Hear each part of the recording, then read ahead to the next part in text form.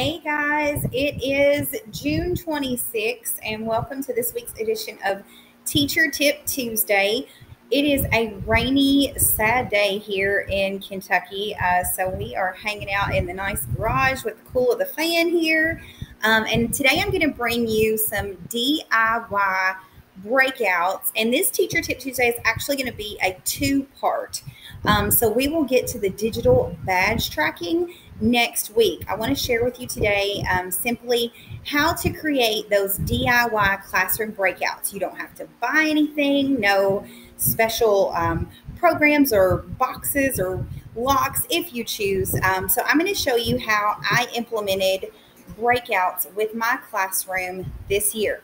Again, if you want to follow along and you want to be able to click these links and things like that, just go right here to bit.ly/breakout and badges, and you can get this presentation to follow along, and I'll take you to the links and everything that you will see here today. So let's get going. All right, as always, if you need more teacher tips, you can check me out on social media. Clicking these images here will take you both to my SLY teaching page on Facebook, as well as my actual Facebook classroom page. So you can see things that I have done with my students, and you can see them in action, as well as my Twitter. Now, you guys are super special because if you'll notice right here, it says KY Go Digital Leader. If you are on Twitter, check out the hashtag KYGoDigital. This is actually a presentation that I will be presenting at our South Central Region KY Go Digital Conference on July 13th. So you guys are kind of getting a sneak peek of what that will be. All right. Tip 1, start simple. All right. I found a template for a breakout game on Twitter through Megan Kelly. And of course, I gave her props to her template, and I literally just made a copy and made it my own. And so I have provided the same thing for you. So if you click this link, it's going to force you to make a copy of the document because, of course, this is my file. And when you make a copy, you will own your own, and then you can create it and change it as needed. Can you guys hear the rain? It is crazy raining out here. So once you make that copy, you're going to pull up a breakout that looks very much like this example. And this is the first breakout that I do with my kids at the beginning of the year. And I want to stress, when you're doing a breakout and it's your first breakout, do it together as a class. Make it something that is very low risk. So my example here is a breakout about me. So it's like within that first week or so, that getting to know you kind of thing. And I just think this is a great way, instead of just, standing at the front of the class and preaching and saying, telling them things about yourself, you can build relationships. They can learn about you, but it's done in a fun and engaging way. So the template that you make a copy of is going to look very much like this. And all you do is literally add in links to take them to clues. So all through the game board here, there are links buried and hidden. And what I do on breakout days is I set them down. I'm like, all right, guys, we're going to do our first breakout together. I am now your game master. And like, you could really do one of those classroom transformations where you dress up as a game master and really make it fun. And literally, I tell them, I can only click where you tell me. I give them no hints. I keep a really straight poker face. And clearly, they all want to start at the start. And this is where I kind of give them their task. Now, this is just made in a Google drawing. I just opened a new Google drawing. I typed in this text.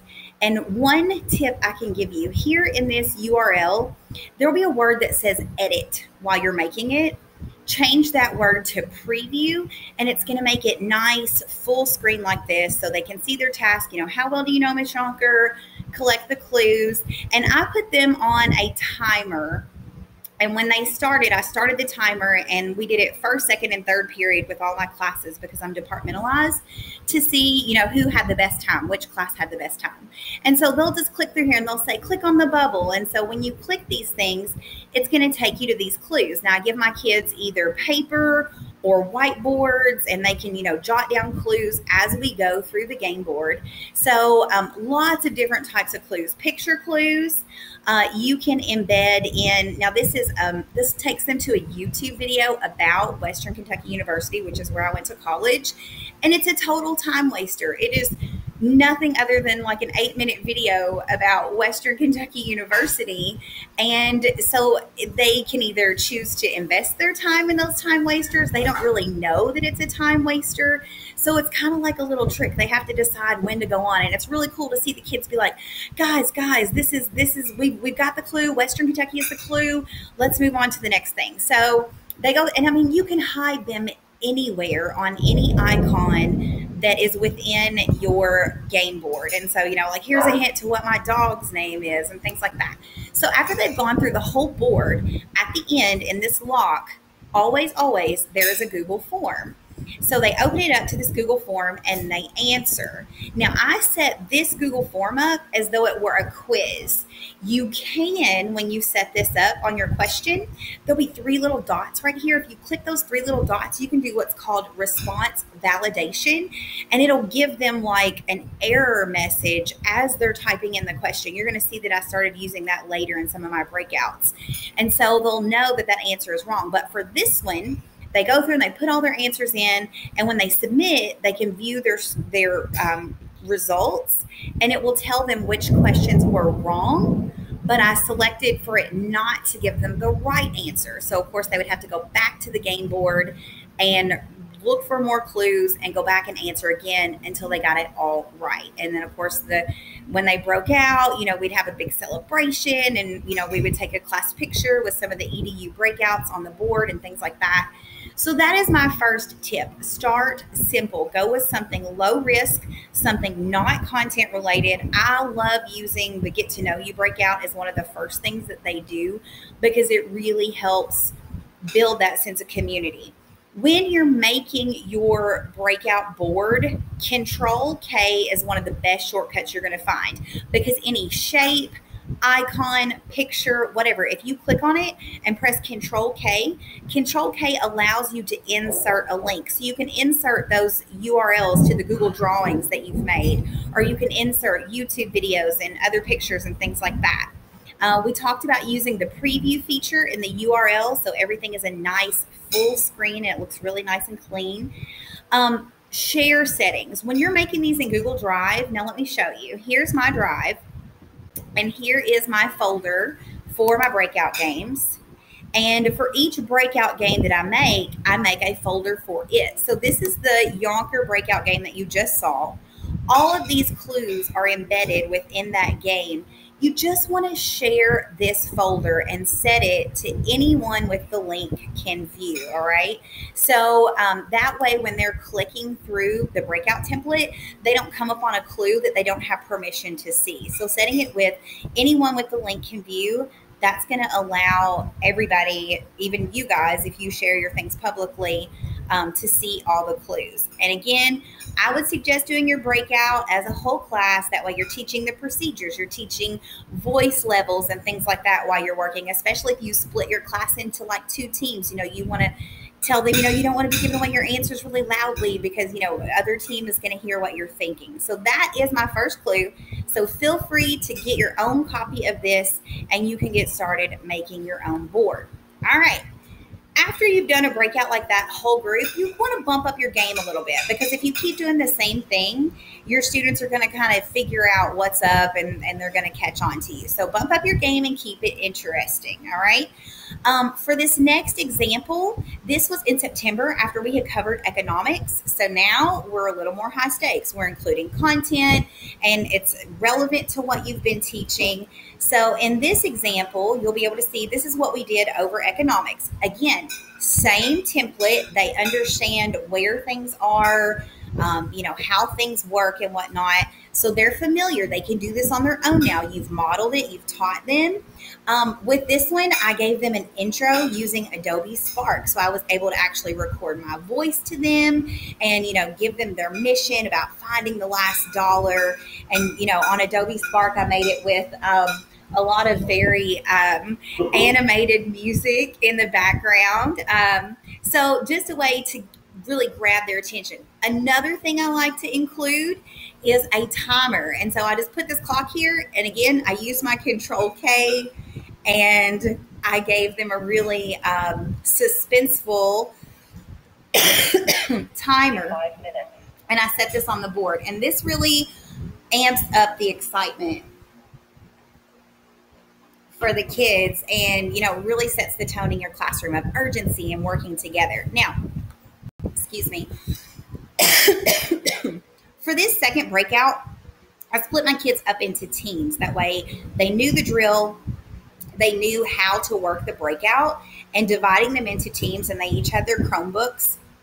You could probably do this on iPads. I haven't tried it. I'm not sure how well it would work together, but then they were legitimately racing each other to see who could solve the breakout first. And as always, there's that Google form at the end. And this one is where I use the answer, the response validation I was talking about. So when they start typing in an answer, if they're getting that answer wrong, it's going to say, I'm sorry, try again, because that's what I set it to. But if they were to get it right, oh, hang on. If they were to get it right, let's see, let's go down here.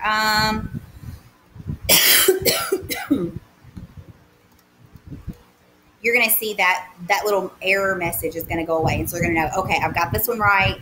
I can go back to the board and I can look for more clues. All right. It's always a good thing when you're monitoring this, have that Google form pulled up like on your phone or on your own Chromebook, because you may not remember, what they're doing wrong. If you use capital letters in your response validation and they're not using capital letters, that may be why. So always have those answers at your ready so you can see them and kind of guide them in the right direction. That way they don't get hopeless and be like, I'm never going to solve this breakout. All right, let's close this out here. Get back to our presentation. Throw in distractors. Before, like I mentioned in the Yonker breakout, I had that 8-minute video about Western Kentucky, and it was a total distractor. I've put in, GIFs and things like that of people dancing and just random stuff. And the kids are like, oh, this is a clue. But in reality, it's a distractor. And so they might spend a lot of time on those distractors and not understand that it's really not getting them anywhere. And again, that dramatic timer on the board really helps set the tone for your breakout and kind of amps up that excitement within the classroom. All right. Now, once you have mastered making those breakouts using the Google Drawing template, the next thing I tried personally was to make a breakout using Google Sites. So basically, I just made a website. And this example you can see here, this was in November after we had studied Native Americans. And so I, saved the reservation. On the home page, they had their, assignment for the breakout. It's your job to collect clues. And what I did with this one, you can see here, it says you must collect the clues and help them save the reservation. The final clue will lead you to the lockbox on Miss Yonker's desk. And Amazon, this is the lockbox I purchased. It was literally $12. Such a great investment. Works double for when you have to confiscate cell phones. You can lock them away. But this was literally just $12, and I bought it. You can reset this lock to whatever you need it to say for each different breakout. That way they don't always know the code. So I have linked that for you guys right here in the lockbox. And so what they're going to do in this Google site is they're going to scroll through, and literally I even hid the Google form. Like, they have to click around and find the Google form. So, once they find it, they can see, what questions they're supposed to be answering. And what I did is I set up different pages. And within these pages, there's literally just clues buried in the page, and they will find the answers to those clues, answer them here on their Google form. It does have the response validation in there. And when they've gotten it all correct, they know at that point they can come to my desk and attempt the code on the lockbox. Once they've entered in all of their answers to the Google form, when they submit, it'll give them a clue to what the number of the lockbox is. And you just do that in your Google form. When you are setting it up. Let's see if I can show you guys that here. When you're setting up that Google form, you're just going to click your settings cog here. And under, I think it's the tab that says presentation. Yeah. It says oh, wait, there it went. Sorry. Under the tab that says presentation, it says the code to the lockbox is the place where our learning occurs. And of course, the code was 208 because that's our classroom number. So, the first person to get through and unlock that lockbox, and there's, different pages here for all their clues. So that is how you can set one up on a Google site. All right. So close this out, keep it all tidy here. Response validation, we discussed that. Hide or bury items to make it harder, like I did with the Google form, and then using a lockbox for your final clue. All right. Finally, steal other people's stuff. It's totally okay. Teaching is a profession of sharing and swapping, but you should give them credit and a shout out. This is an example. I did a search. I needed a breakout because I promised my kids, they loved them so much, that we would do a breakout every month. And they knew when the end of the month was getting near and there wasn't a breakout that had happened yet, they're like, Ms. Shonker, where's our breakout? It's super busy, like February, March, getting that test time, and it's crunch time.